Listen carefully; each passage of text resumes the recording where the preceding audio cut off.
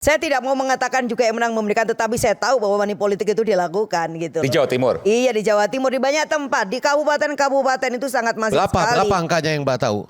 Berapa? Berapa angkanya? Angkanya Ya. dari gini. Kalau yang kabupaten yang saya tahu nih ya, dari gini.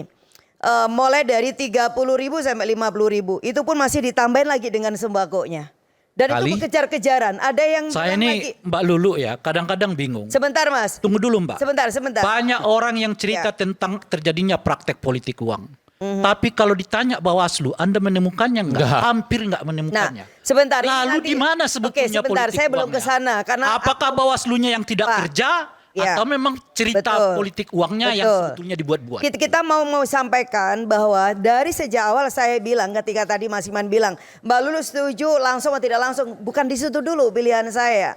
Ayo kita lakukan evaluasi secara kritis. Catatan-catatan yang paling penting untuk diadres. Karena apa? Biar apapun keputusan dan pilihan kita itu tidak hasil dari putus asa, dan dua, tidak dari gerusa-gerusu. Seperti dulu ketika memutus kemudian mau langsung atau tidak. Kenapa? Karena kita tidak menyiapkan mitigasinya.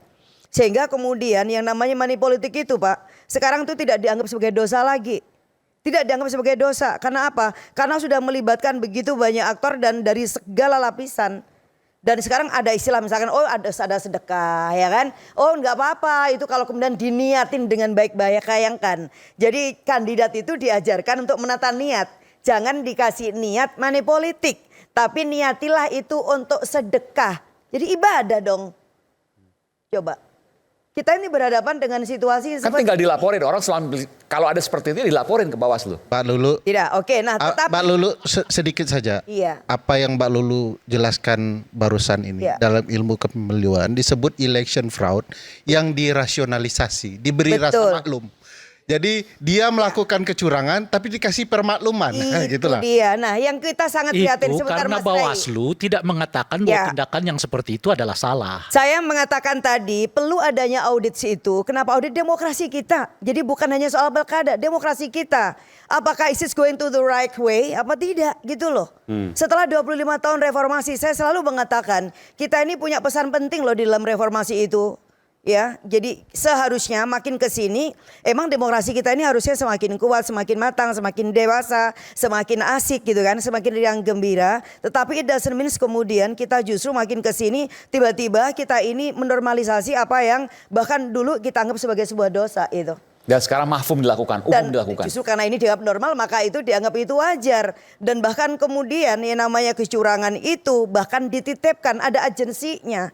Yang kita sedih bahkan kemudian Maksudnya ada keterlibatan misalnya tokoh-tokoh agama yang menjadi bagian dari misalnya money politik gitu. Maka ini loh yang kemudian harus kita evaluasi. Tadi saya bilang penyelenggaraan pemilu, ada penyelenggaranya. Apa sih yang kemudian dilakukan? Siapa yang kemudian harus ngawasin kalau misalnya Bawaslu nggak bekerja proper, itu siapa? Wong sekarang ini Bawaslu yang dikasihkan mandat oleh undang-undang untuk melakukan fungsi apa? Pengawasan. Tetapi kemudian ini tidak dilakukan. Nah ketika ini tidak dilakukan, bagaimana kemudian cara kita mengkoreksi kerjanya Panwas? Mungkin DKPP dia sifatnya pasif. Ternyata DKPP tidak yang aktif ya kan. Jadi selama ada laporan ya direspon. Kalau tidak ada laporan ya tidak gitu. Nah ini contoh lagi kayak kemarin saya bilang kenapa ada anggaran yang sebegini banyak justru kemudian itu tidak dipakai nih contoh nih oleh Bawaslu kemudian menggandeng masyarakat sipil seperti tahun 99 ya kan. Ada kemudian pemantau independen, bagilah itu duitnya, toh itu juga duit rakyat. Kalau misalkan kita bagi aja per satu desa, contoh di Jawa Timur, ada misalkan 8.500 lah desa. Kalau kemudian setiap desa dikasih independent observer gitu, minimal satu lah kemudian atau dua. Untuk ikut mengawasi. Iya untuk mengawasi, dikasih anggaran. Kasihlah sama misalnya dengan biaya untuk saksi, mau itu 250 atau berapa, nggak akan bikin bangkrut yang namanya anggaran kita. Tetapi itu yang tidak dilakukan. Kemudian tentang pendidikan politik, apakah kita melakukan itu? Berapa banyak misalkan selama pilkada ada momen-momen di mana baik itu partai politik, entah itu kemudian KPU-nya yang menyelenggarakan semacam pendidikan kepada pemilih, pentingnya pilkada dilakukan dengan jujur, tentang pentingnya pilkada dilakukan dengan tanpa money politik dan lain sebagainya, termasuk juga menumbuhkan keberanian orang untuk menjadi pemantau, ya sukarela lah kayak gitu. Jadi awasi, laporin.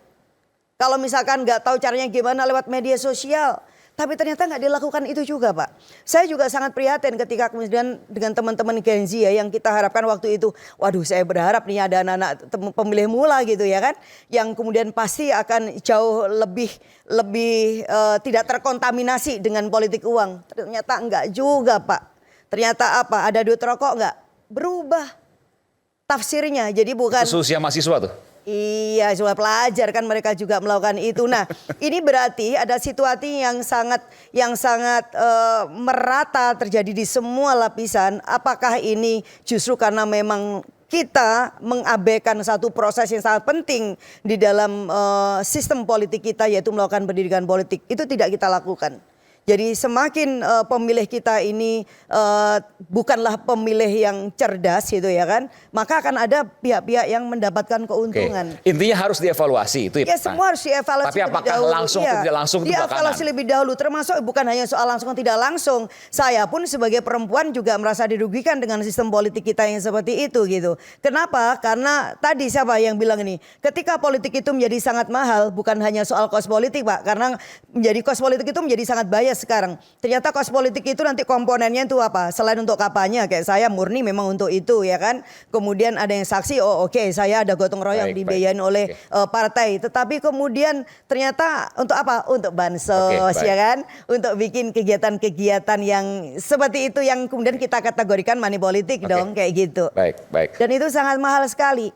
Nah kalau kemudian ini tidak kita awasin bahaya sekali. Nah mungkin nggak kita ulang lagi tadi cerita di mana masyarakat sipil dilibatkan di dalam penyelenggaraan pemilu itu, Pesannya dapat, yang Mbak. itu dikunci di Jadi dalam ada undang-undang harus ada, yes. Independent observer tadi atau pengamat independen Dan atau itu pemantau dibiayain, independen. dan itu Oke, dibiayain. baik. Pesannya dapat. Ya. Kita berikan tepuk tangan.